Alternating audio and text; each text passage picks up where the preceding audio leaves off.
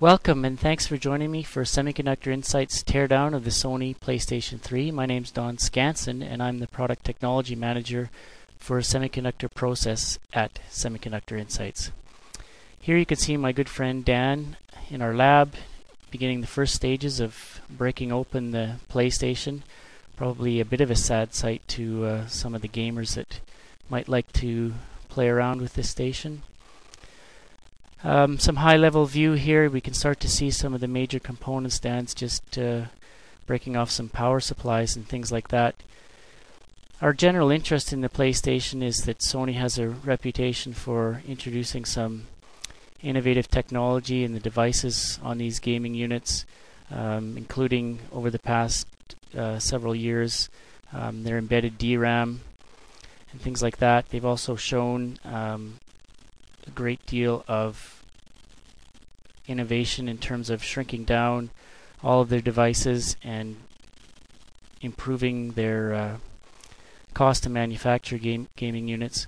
Although the Sony is quite late, it's also is by far the most expensive gaming unit on the market today. What we expect to see are some of the chips being in their very first generations, and with Sony planning to scale them down. The most significant one in that respect, of course, is the IBM Cell Broadband Engine microprocessor, which was originally expected to be designed in IBM 65 nanometer process. Here we can see Dan getting now into the more interesting layers of the board with some of the major chips that we'll be looking at later. Now we see here Dan's going to begin to take apart the fan for the heat sinks of some of the major power-hungry components in the PlayStation 3 design. And once this starts to come off, we'll see some interesting features.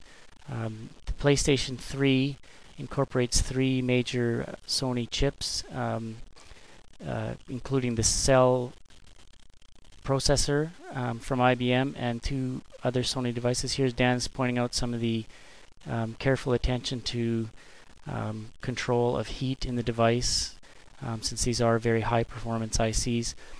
Getting back to the general architecture of the PS3, it does include the IBM Cell processor along with the Sony Reality Engine and the Sony Graphics Synthesizer plus Emotion Engine, which would appear to be a departure from what Sony presented at ISSCC this year, where the block diagram of the gaming system did not suggest that there would be a graphics synthesizer Emotion Engine as we saw on the PlayStation 2. The PlayStation 2 was the first time that the graphics synthesizer Emotion Engine was combined on a device. And now you can see some of those big devices starting to appear that are still covered with the heatsink compound there to extract the heat from the device. This shows the major feature of the Sony here as well, using four RDRAM chips for the main memory, some of the power control devices off to the side. And Dan's removing the compound there to get a peek, so we see the three large metal covered chips are the core that I mentioned, and just looking around at some of the peripheral devices now. So thanks for joining us. We'll have more details on these chips and in the PS3 unit very soon. Bye for now.